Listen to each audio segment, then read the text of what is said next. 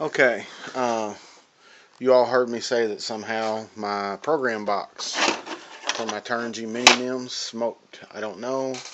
I hooked it up like I always do, and for whatever reason, it did smoke. So, if you notice, I did start cleaning up the work table. Plain old 732 tackle box. Great way to organize. I got all my gear screws, 3 extra motors, 2 extra gyros. Everything is in this box. I mean, I got 8 tail booms in there. You name it, it's there. I can repair 4 or 5 450s before I gotta do anything. So anyway, back to the gyro. I looked around online. I did find a couple places you can order the program box for $26 plus shipping all the way up to $40. It's a $70 gyro. By the time I pay shipping from Hong Kong, I could buy the gyro. So I tore into it, as you can see right here. I'm gonna zoom in. That's the spot right there. Sorry for the focus with the flash on. It's not wanting to focus real well. I'm doing this on my phone again. Anyway, the part that smokes, if you get one that does, it's right there, and that is a capacitor. Right under it is a very small surface mount resistor. That was okay. The one that's right here, same thing as what's right there. Of course, I didn't have a surface mount on hand. I took a .022 microfarad, which is probably a little low. I wanted a 22 mic, but I didn't have one. It's filtering for the power supply anyway. And I know that the power coming from my speed controller is pretty clean, so I wasn't real worried about it.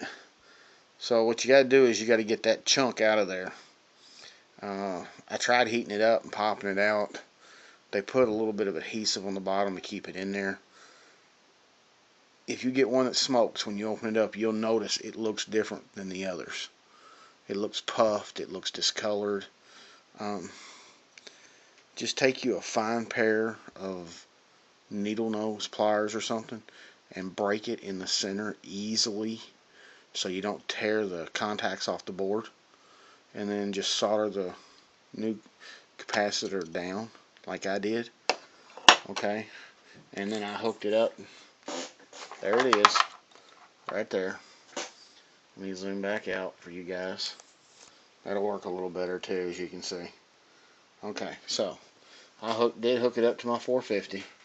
I will plug in the power. Give me just a second, guys. I got power plugged in.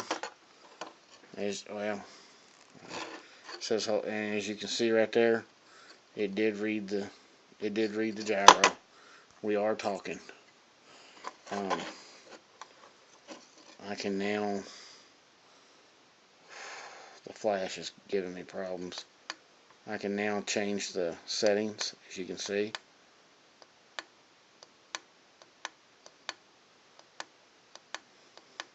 So, if you did smoke one, have one smoke, I don't know how I did it.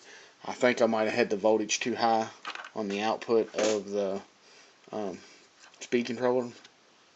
You know, when you're hooking up to it, the case that comes on it, the negative is always on the right side if you're facing the connector, as you can see, and it's marked on the box. If you plug it up backwards, it's possible you could smoke it, I guess.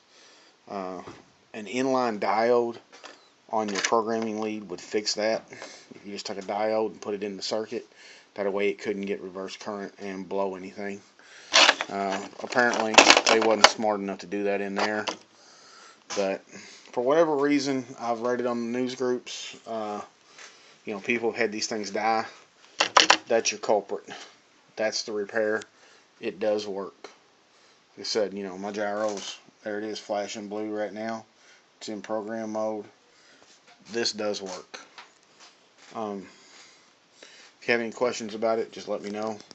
Thought I'd post this for those that lost their program box and still want to use their gyro.